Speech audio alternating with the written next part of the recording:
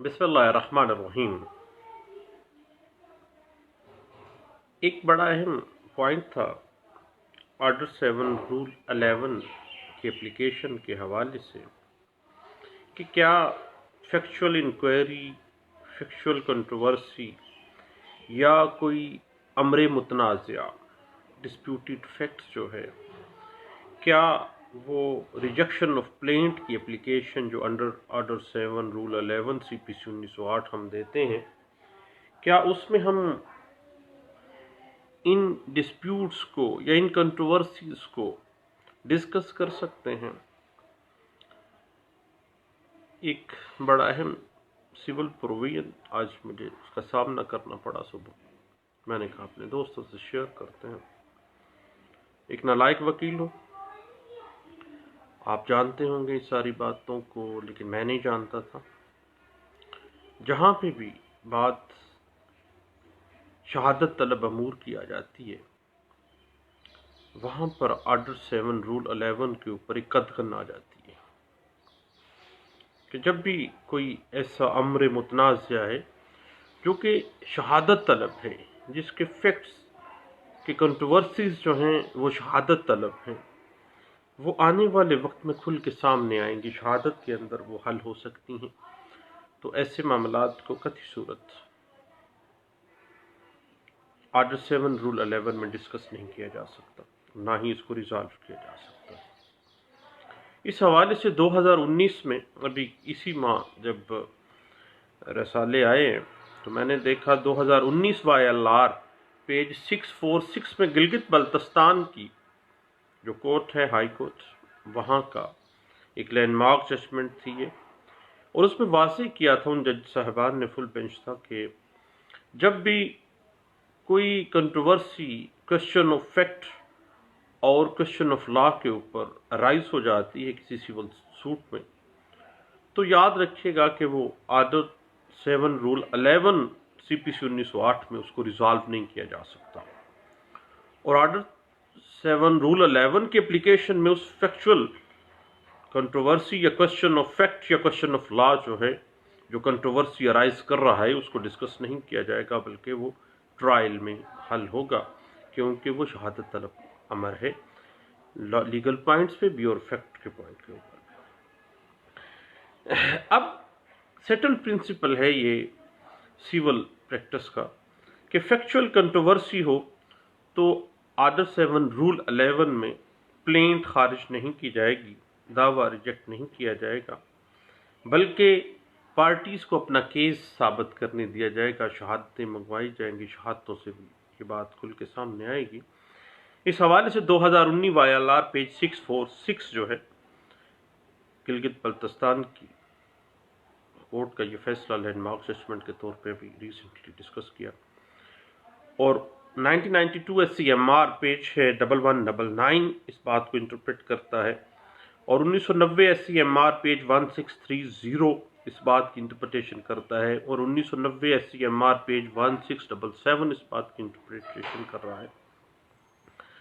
और 2007 CLC page 138 इस बात को इंटरप्रेट करता है, 2002 CLC पेज 1408 इस बात को वाज़ेह कर देता है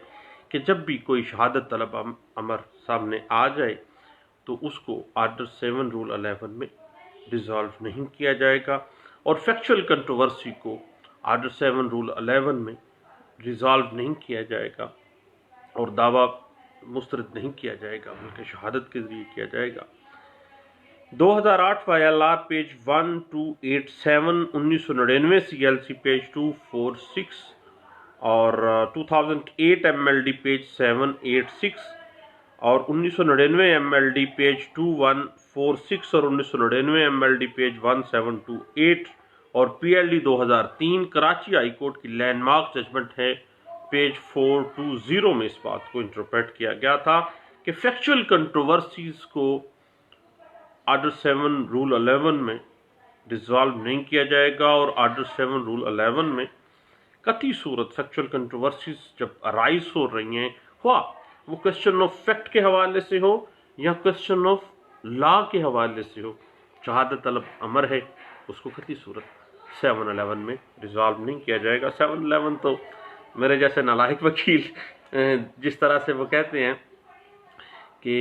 انگلش کا دی ہر جگہ پہ لگا دیا جاتا ہے، اسی طرح ہر ریٹن سٹیٹمنٹ کے ساتھ ہی ہم لوگ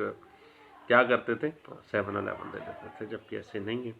اس بات کی interpretation PLD 2002 Karachi high court page 408 میں بھی ڈسکس کی گئی تھی۔ اب بات آ جاتی ہے کہ اگر فیکچول کنٹروورسی ہے کسی دعوے کے اندر تو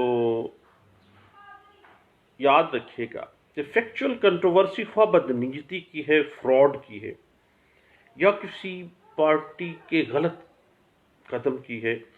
اور آپ الیج کر رہے ہیں، مدعی الیج کر رہا ہے اس پارٹی نے یہ کیا ہے، میرے رائٹ کو انفرنج کیا ہے، یہ بدنیت ہے، اور بدنیتی کا یا فراڈ کا جو الزام ہے اس نے شہادتوں سے ہی حل کرنا ہے، شہادتوں میں ہی یہ ریزالو ہونا ہے۔ 711 میں قطعی صورت عرضی دعویٰ جو ہے وہ ریجیکشن میں نہیں جائے گا۔ اس بات کو انٹرپریٹ 1989 ALD پیج 514 میں اس کو ڈسکس کیا گیا تھا۔ یاد رکھیے گا کہ 20 کیس لاز ہیں اس کے اوپر کہ جب بھی کبھی امر متنازع ہو، عرضی دعویٰ آرڈر 7 رول 11 میں ریجیکٹ نہیں ہوگا۔ فیکچول کنٹروورسی کی صورت میں کبھی بھی عدالت عرضی دعویٰ مسترد نہیں کر سکتی، بلکہ پارٹیز کو شہادتوں کے ذریعے اپنا کیس ثابت کرنے کا موقع دیا جائے گا، اور شہادتوں کے ذریعے وہ فیکچول کنٹروورسی جو ہے وہ ڈٹرمن کی جائے گی، اس میں کون سچا ہے کون جھوٹا ہے بعد میں پتہ چلے گا۔ اور اگر کوئی نالائق وکیل آ جائے وہ 711 زندہ باد ہوگا، کوئی فائدہ نہیں ہے۔ اس بات کی انٹرپریٹیشن 1992 SCMR پیج 1199 میں اس کو واضح کیا گیا، اور 1990 SCMR پیج ہے 1677 اور 1990 SCMR پیج 1630 میں اس بات کو انٹرپریٹ کیا گیا، اور PLD 2003 Karachi high court page 171 میں اس بات کو انٹرپریٹ کیا گیا۔ PLD 2002 Peshawar high court page 45 اس بات کو انٹرپریٹ کر رہی ہے۔ PLD 1992 Lahore high court page 363 اس بات کو انٹرپریٹ کرتی ہے۔ PLD 1983 Lahore high court page 278 اس بات کو انٹرپریٹ کرتا ہے، اور 2003 CLC پیج 335 اس بات کی انٹرپریٹیشن کر رہا ہے، اور 2000 CLC پیج 1673 اس بات کو انٹرپریٹ کرتا ہے۔ 1999 CLC پیج 246 اور 1998 CLC پیج 1028 اس بات کو سپورٹ کرتا ہے، اور 1998 CLC پیج 859 اس بات کو انٹرپریٹ کرتا ہے۔ 1992 CLC پیج 1480 یہ بات انٹرپریٹ کر رہا ہے۔ 1988 CLC پیج 1207 اس بات کو سپورٹ کرتا ہے۔ 2001 YLR پیج 80 اس بات کو انٹرپریٹ کرتا ہے۔ 1999 YLR پیج 436 اس بات کو انٹرپریٹ کرتا ہے، اور 2001 MLD پیج 1469 اس بات کو انٹرپریٹ کر رہا ہے، اور 1999 MLR پیج YLR پیج 1236 ہے، اور 1994 MLD پیج 2244 اور 2019 YLR پیج 646 اس بات کو انٹرپریٹ کر رہا ہے۔ ابھی پچھلے دنوں ایک بڑی مزیدار سی لینڈ مارک ججمنٹ تھی جس میں یہ سیٹلڈ پرنسپل ڈرا کیا گیا تھا، یعنی پہلے بھی تھا لیکن اس میں بڑی تفصیل کے ساتھ یہ بات کہی گئی کہ جب بھی پارٹی کسی فیکچول کنٹروورسی بدنیتی کا سٹانس لیتی ہے، فراڈ کا سٹانس لیتی ہے، تو فراڈ ثابت اسی نے کرنا ہے جس نے الیج کرنا ہے۔ جب عرضی دعویٰ کے اندر فراڈ کا الزام آ گیا ہے، بدنیتی کا الزام آ گیا ہے، تو آرڈر 7 رول 11 کے تحت پلینٹ ریجیکٹ نہیں ہو سکتی، کیونکہ فراڈ یا بدنیتی نے کہاں ثابت ہونا ہے؟ شہادتوں میں ثابت ہونا ہے۔ اس حوالے سے ایک لینڈ مارک ججمنٹ ہے 1997 CLC پیج 1260 اس بات کی انٹرپریٹیشن کر رہی ہے۔ اب بات آ جاتی ہے کسی دعوے کے اندر جو مدعیان ہیں، پلینٹیفس ہیں، ان کو کوئی لیگل کریکٹر حاصل ہے یا نہیں ہے، کیا وہ لوکس اسٹینڈائی رکھتے ہیں یا نہیں رکھتے ہیں، یہ بات شہادت طلب ہے۔ اب جب شہادت طلب معاملہ آ گیا، اب فیکچول انکوائری مانگ رہا ہے یہ فیکٹ، تو آرڈر 7 رول 11 اپلائی نہیں ہوگا، باہر آ گیا، پابندی آ گئی، قدغن لگ گئی۔ اس بات کے اوپر 2003 YLR پیج 2797 اور 2003 YLR پیج 712C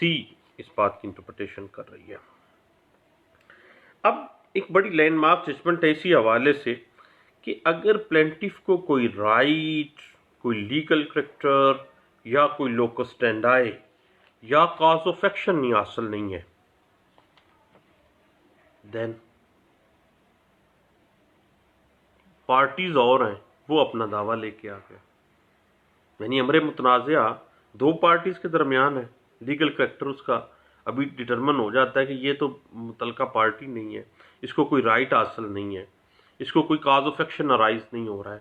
تو بھیا پھر کاز آف ایکشن ارائز نہیں ہو رہا تو دعویٰ کیسا؟ دین یاد رکھیے گا کہ آرڈر 15 CPC 1908 رول 12 جو ہے وہ ہمیں سپورٹ کرتا ہے، اور آرڈر 15 واضح کر دیتا ہے کہ ایک جو سول جج ہے، سول کورٹ ہے، وہ ایٹ دا فرسٹ ہیئرنگ، پہلی ہیئرنگ کے اندر اگر وہ دیکھ لیتی ہے کہ جو مدعی مقدمہ ہے اس کو تو کوئی لوکس اسٹینڈائی حاصل نہیں ہے، کوئی کاز آف ایکشن اکرو نہیں ہو رہی ہے، کوئی رائٹ نہیں ہے اس کا، دین وہ ڈیسائیڈ کر سکتی ہے۔ لیکن 711 جو ہے، 711 میں بھی جب کاز آف ایکشن ہی نہیں ہے، اس کو کوئی لیگل کریکٹر اس کا واضح نہیں ہے، کوئی چیز ہی اس کی سامنے نہیں آ رہی، پارٹیز اور ہیں مقدمے کی لیکن وہ خواب ہمیں کود پڑا ہے، تو بھئی تجھے کیا لگے؟ اس طرح کا دعویٰ جو ہے وہ سسٹینیبل ہی نہیں ہے، اور جج صاحب کو چاہیے کہ وہ فرسٹ ہیئرنگ پہ ہی آرڈر 15 کا سہارا لے کے اس کو فارغ کرے، اور اگر پارٹی یا دوسری طرف سے حاضر ہو گئی ہے وہ اس پہ 711 دے، تو 711 میں چونکہ کاز آف ایکشن جو ہے وہ ارائز نہیں ہو رہی ہے تو پھر اڑا دیا جائے گا۔ اس بات کو انٹرپریٹ کیا گیا 1989 CLC پیج ہے 1626 میں اس بات کو واضح کیا گیا تھا۔ اب فیکچول انکوائری شہادت طلب امر ہے، اس میں دوسرے پارٹی کو بھی سنا جائے گا، دوسری پارٹی کو سننے کے بعد ہی پتہ چلے گا، شہادتیں آنے کے بعد ہی پتہ چلے گا کہ فیکچول کنٹروورسی جو ہے وہ شہادت طلب فیکچول انکوائری ریکوائر کر رہی ہے یا نہیں کر رہی ہے۔ اگر وہ فیکچول انکوائری ریکوائر کر رہی ہے، شہادت طلب معاملہ ہے، تو اس کو آرڈر 7 رول 11 میں اس پلینٹ کو ریجیکٹ نہیں ہونا چاہیے۔